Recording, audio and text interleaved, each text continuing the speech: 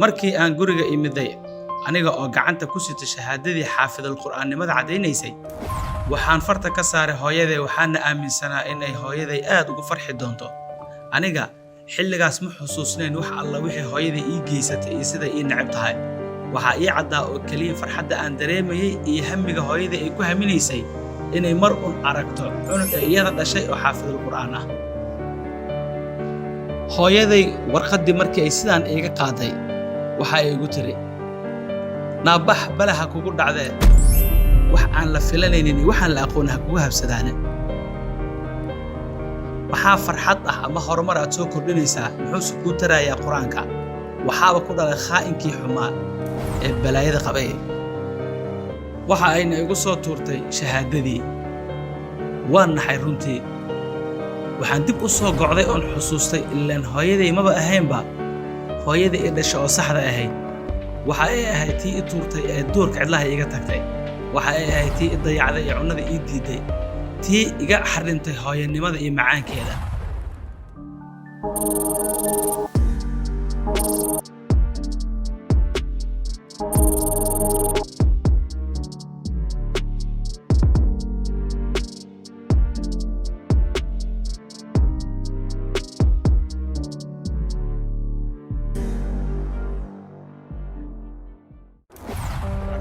ayaa ay ciisha mooyaane hooyaday haba yaraatay wax naxariis ah oo ii haysay ma jirin sababtuna waxay ahayd ugu yaraan gabadheeda oo aysan arag muddo 9 bilood ah markii ay isha saartay waxa ay dhihi lahayd hooyo waa meesha ugu yar ee ilmuhu ay ku qanci lahaayeen waxaan soo qaatay shahaadadeydii waxaana soo galay gurigii oo aan in muddo ka maqnaa markii aan gudaha soo galay weli waxaan sii maqlay hooyaday oo dhahayso ilaahay waxaan ka baryayaa in adduunyada ninka ugu xun kugu salado noloshaada inta ka dhiman naxariis darro aad ku noolaato inta kuu harsan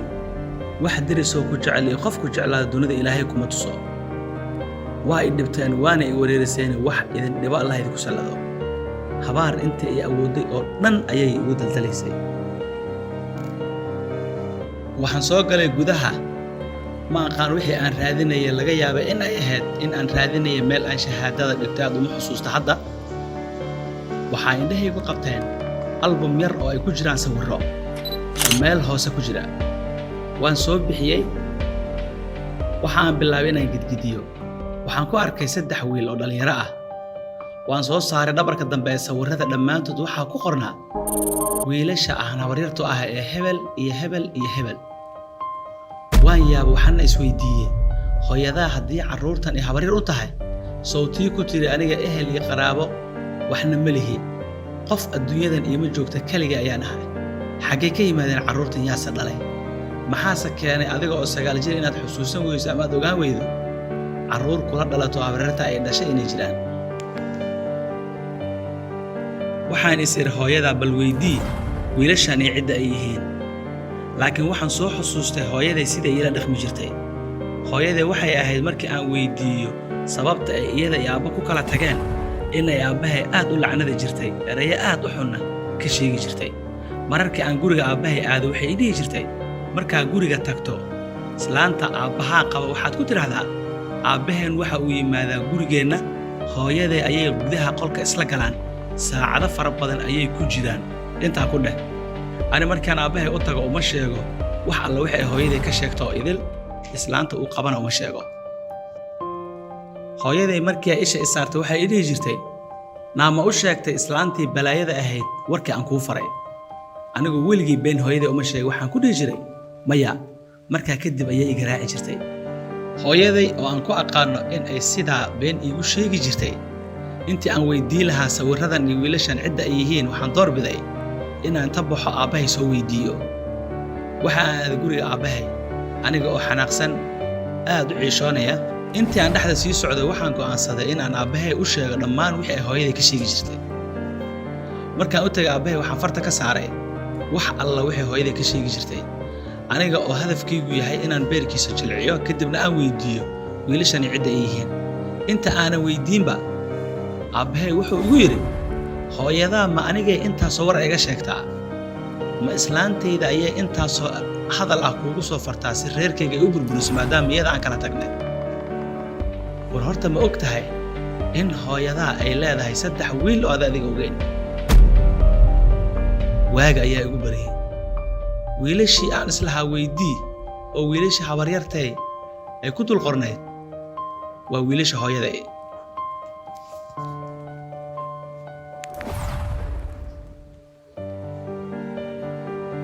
waxa kaloo aabahay yiri horta ma og tahay in xataa gabadha la leeyahay waa walaasha aan anigu dhalin laakiin hooyada oo aan u ceeb asturayay darteed ay sidato magacayga gabadhayda ma aha mana dhalin sida oo ogow aniga qofka kaliya ee hooyada iyo dhashay waa adiga iyo mid ay soo turtay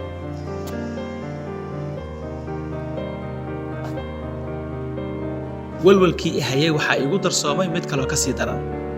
gabar aan u aqeen inay tahay walaashay maba ahanba aabahay ma dhaline cid dhashay lama yaqaan waan soo baxay aniga oo wixii war ah oo dhan iyo wixii macluumaadka saxda ah madaxa ku sita 9 jir aan aqli badan lahayn waxaan soo aaday hooyaday markaan u imadayaan ku yiri hooyo 3 wiil ayaa ku joogta Soomaha adiga kelmadaas markii afkayga ay ka soo baxday waxa igu bilowday haraanti dhulka ayaa ila dhigtay ilaa aan miir daboolmay waan xusuustaa markii aan soo miir kacay iyada oo neef tuuraysa oo daalan ayaa isha saaray anoo meel waliba garaacan tahay jaban tahay jirkoo dhan ay jaban yahay aad ii garaacday waxayna igu tiri ha igu jajabin haddii aad jabto naafowdo aniga ayaa dusha ii saaraysaa dhimo nafta ha ku dhaafto gurigayga iyo farxadayda rabtaa inaad baabi'iso balaayo iga qarsoon rabtaa inaad igu soo bixiso waa sababta adiga iyo aabbahaaba idiin nacay maalintii dhan sidaas ay ii garaacaysay habeenkii markii la gaaray 2:15 ayay igu tiri meel alla meesha doonto aad ma istaagi karo inta garabka ay qabatay istaajisay tiri soco waxaan xusuustaa si aanan u dhicin way ilaalinaysay gurigeeda ayaa iga soo saartay waxayna tiri guriga aabbaha aad waxaan soo aaday guriga aabbahay aniga oo aan lug tilaabta aan qaaday dhibaato igu tahay wax meesha aan socdo iyo waxa ay tahay si fiican u fahansaneen 3 habeenimo ayaan imid guriga aabbahay waxaan ilaahay ii fududeeyay inaan albaabkii garto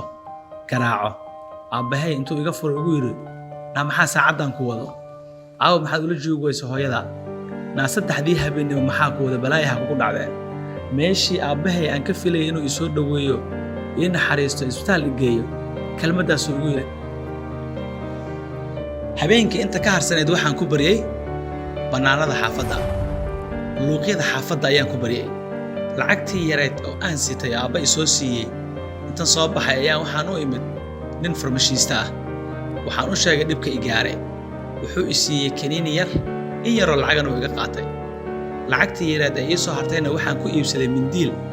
waxaan noqday ganacsade yar waxaan soo iibiyaa mindiiladaasi waxaana siiyaa oon ka sii iibiyaa dadka kale wadada socda ee nimanka gaariyadooda 3 bil dhalatay oo dhammaatay waxaan ku noolaa duurka iyo magaalada waxaan noqday duurjiif darbi jiifto la dagaalanta wiilasha ilowday reerkeedii iyo farxaddii ay weligeed ka sugaysay hooyadii aabbaheed waxaan go'aan ku gaaray maanta wixii ka dambeeya noloshayda inaan aniga dabarto oo aan soo saarto markii dambe aniga oo sidaa ku nool ayaan waxaan gacanta ugu dhacay qolyaha ka ganacsado carruurta yaryar waxay ii kaxeeyaan niman daroogistayaal ah waxaa la ii geeyay rag waaweyn oo dadka dila waxaan arkay hub iyo qoryo wax la leeyahay aan weligay arkin waxaan arkay midiyo waxaan arkay rag burqo waaweyn